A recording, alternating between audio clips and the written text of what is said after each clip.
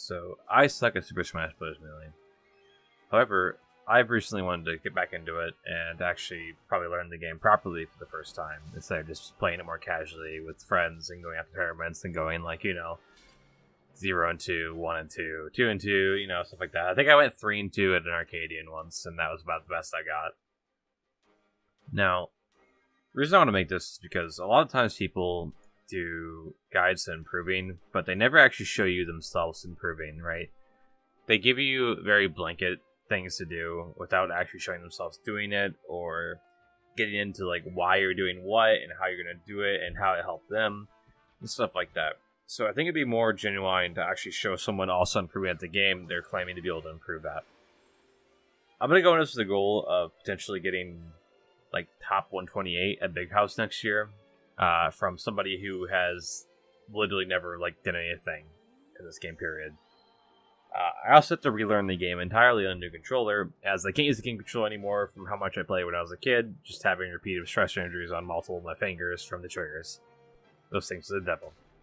And I'll be have to relearn on the game on frame 1, or currently it is a cardboard box with keys in it, and hopefully I should have a case for all those keys and proper buttons within a couple of weeks, so I don't have to keep relying on this.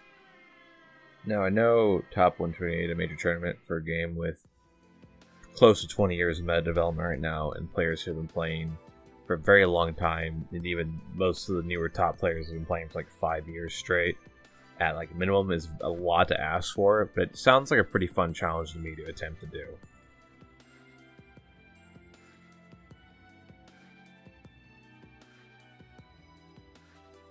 So first piece of advice is to get enough sleep at night. This may seem very obvious, but believe it or not, getting enough sleep is extremely important. I know you may think that you're okay at like 4 hours of sleep a night, but trust me, your passenger side seat probably has enough engine drain cancer to prove that. It's not easy for everyone to get the sleep they need, but I highly recommend trying to. Also, try and wake up with enough time to actually warm up before you play, especially before tournaments. That warm up will be far more important than losing sleep to play another hour the night before.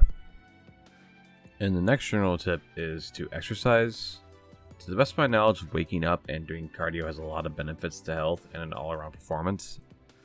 If you can't make the time to do it in the mornings, I still recommend trying to get it in somewhere. Even just walking for like 15 minutes is going to be better than not doing it, period. I know some people may have reasons they can't do exercise or, do it daily. And if that applies to you, it's okay to skip it. So first up on some how to improve guidelines. First, you need to be able to have a consistent mechanical practice routine. This should be like aim training in FPS games, CS micro mechanics in MOBAs.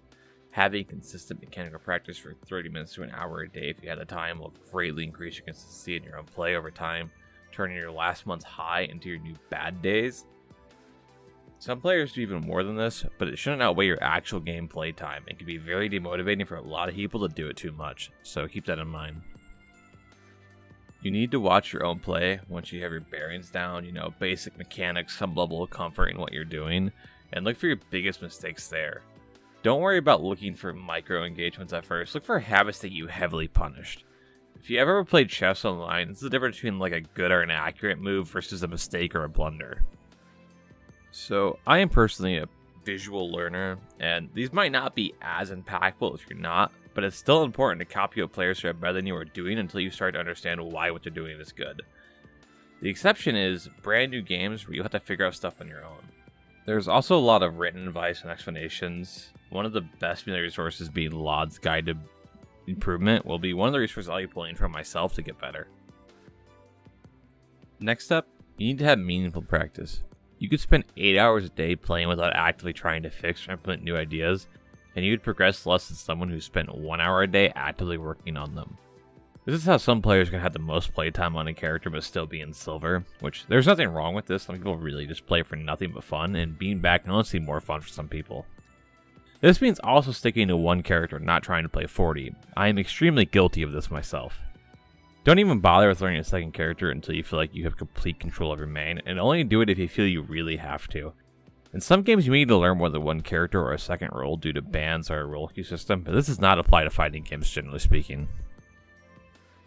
It's also important to have realistic goals. If you set yourself up with the impossible to meet goals, you are not going to feel like you're progressing, and it will ultimately lead to burnout.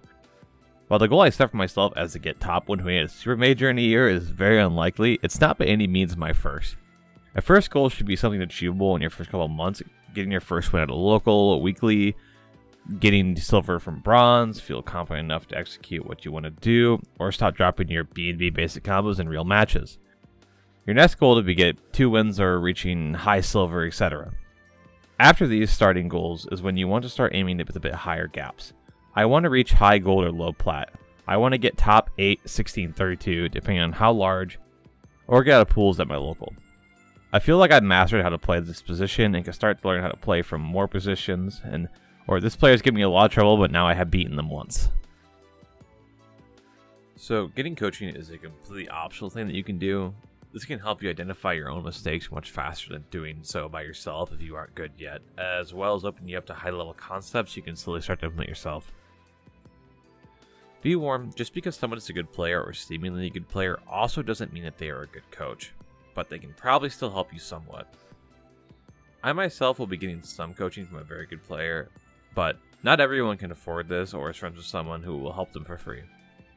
Do not feel bad if you can't get this for any reason, you can still improve without it. If your goal is to compete, I would recommend trying to play a couple tournaments a month, whether in person, redacted depending, or online if you have the means and time to do so, but don't overdo it. This will help you start to learn how to play under pressure and start to deal with tournament nerves. The same applies to playing ranked, as I know a lot of people, myself included, get ranked anxiety heavily at first. If you are not trying to compete and are simply just looking to improve, you should not feel pressure to have to do this and go out of your comfort zone.